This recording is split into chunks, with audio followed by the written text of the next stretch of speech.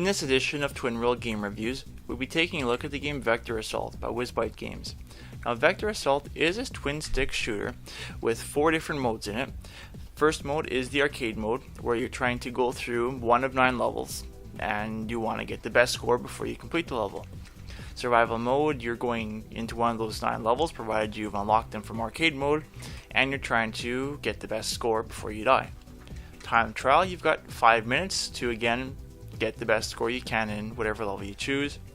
Weapon mode, you have 1 minute that you can actually collect stuff to increase your time or extend the time to try to get the best score. Now, a few issues in the game is one, on the menu system here, pushing B does not get you out of it. The only way to get out of these menus is to go down to back and actually hit the A button on that. Now, this screen, you can hit B and get back. That's the only place you can hit your B button. Everything else, you cannot. You have to actually go to back. And then the game, well, a plus is it has challenges. Basically is like achievements. So as you go through and get certain things done, then certain achievements pop up that you end up unlocking. So that's pretty cool. You got leaderboards that show you your best time versus everyone else online for the 4 different modes.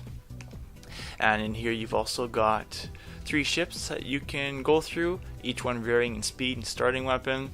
Unfortunately, I find that 2 of the ships, because they vary in speed, are on this really slower side. It's a little too slow for me. The one ship, the main one here, I guess is okay for the speed. It could be a bit faster. I find to use this one as the main ship, although you get hit once and you die right away. And so it's a matter of picking which of those 2 ships you want to use, because the third one, way too slow. Now the thing as well is, you can see there is co-op mode. If you play the game on the gamepad though, because it's one or the other, you would actually see this screen, because like I said, it's one or the other, and on the gamepad you do not get to play co-op. And so when you go back to the TV showing as the game, then a similar screen is on your gamepad. So, that's cool. It's not blowing your battery on the gamepad, I would hope, as much. So let's go into the actual game.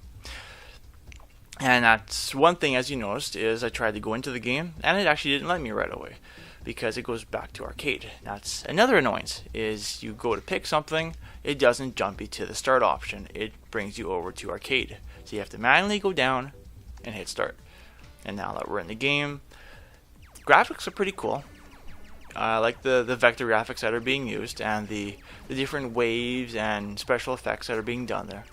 It reminds me a lot of the old Star Wars games in the arcade, where you were flying first person trying to blow up the Death Star and stuff like that. And so that's pretty cool. The audio for the most part is nice as well. The music for the levels. One of the levels, the music was kind of annoying. I think it was level 8, I'm trying to remember. But yeah, I ended up having to turn the volume down because it was kind of an annoyance. For the sound effects are decent with the exception of this laser shot. The laser shot for the game gets very annoying when you have the sound up loud, and so I've actually ended up going into the settings and turned the volume down for the sound effects, because the sound is a lot more tolerable when it's not really loud with the music. And another thing is that the game, although in here allows you to use the C-stick, it does not allow you to use the C-stick in the menu at all. You have to use the D-pad. So that's really annoying, because you're using the C-stick in the game, but then when you go into the menus, you have to use the D-pad to make your way through it, which is kind of an annoyance. You'd figure you can use the C-stick for both, but apparently not. And as you can see in this game here, the timer has been going up in the upper left there and counting down, because you have to collect those little green dots there, and those bring you up a couple seconds. And if you pick one of those weapon upgrades there, it'll actually reset the timer. So as you saw there, it just changed from 57 to 59 because the timer gets reset to 59 seconds. The drawback though is, if you say have 2 minutes left on your timer and you go to change your weapons, that timer's getting reset to 59 seconds. I thought it was a bug, but it says so right in the manual. That's what happens. So be wary when you play this level that you don't go ahead and accidentally grab a weapon when you have a ton of time. Now, here's an issue that happens once in a while, is if the game has trouble connecting to the internet, this is what's going to happen when you play the game. And so you have to hope that your internet connection is actually working properly, or you're going to be getting this error every time you try to play a game, which is a real annoyance. And there's another error as well, where going through the leaderboards, it tries to load, and it'll randomly just sit there, and you have to force close the program. There are issues as well, as you may have noticed. Go back into this again for the last final part, is when you're playing, which you probably won't notice right away now because I'm starting again, is that as the level is speeding up, you get your gun shooting faster, you got more guys on the screen. The frame rate actually seems to jump quite a bit.